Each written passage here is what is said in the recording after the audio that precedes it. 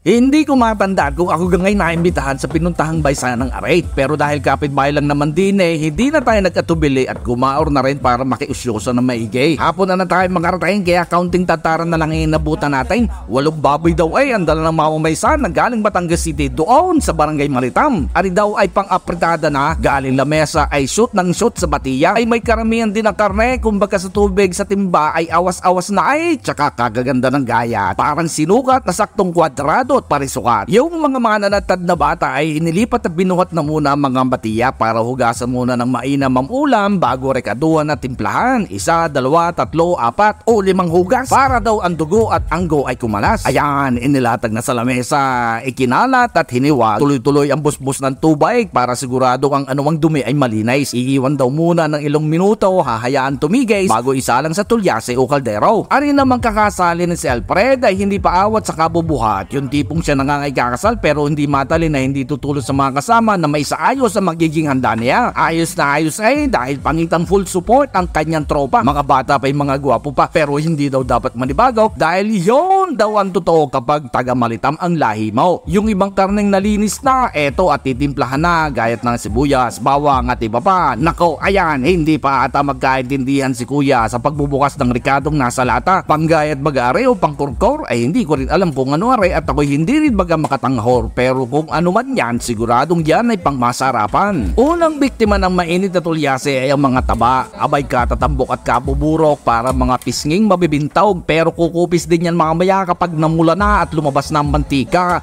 Aba, ay ayos bigutay ni Mr. Suabay kaya pihatong masarap ang kalalabasan ng chicharong Aray. Ito namang si Kuya Gwapo, hinahalbos na ang pang-asado. Kailangan daw ay mapalambot ng todo bago ilubog sa nakulong mantika bago ipritaw. Ano gang pagkakalaki ng gayat diyan? Ay pag ganyan ay siguradong maraming asado nga ang kalalabasan. Sa laab ng apoy na iyan ay awang kula. Pag hindi talaga lumambot yan, ay mawawala ka naman ng barigan. Sa sulok-sulok ng bakuran dyan mo sila matatagpuan. Pero lahat po yan ay kamag-anak ng kakasaling. At dahil kanilang babae na babaysanin, mga mamamaysan na partido ni Alfred, ang mga punong abala at master chef. Kaya hayahay na muna. Kaya ako'y uupo din muna para sa kaunting hunta. Bago pa tayo nakarating ay marami na rin silang nalutaw. Kaya sa loob ng Indamara ay mayroon ng hayin. Basta paglipat sa bahay ng babae, asahan na maagang lutuan agad na mangyayari. Tuloy-tuloy na iyan mula tanghalian hanggang hapunan. Ang nandin ay adobo, kaldereta, dinuguan at apritada. Bukas para sa lahat ng kaibigan, kapamilya at darating na bisita. Ito po ang ating kakasali na si Maripas kasama mga tiyay na nagpapaganda ay siyempre kailangan niyan dahil maya-maya pa ay sayawan na. At bilang kapamilya ni Maripas, dapat pati sila ay sumasabog ang ganda. Ay ang pagkakalawak baga ng Indamarang Are. Wala tayong maabala na matanong dahil lahat ay busy. Maganda ang kulay ng motif nila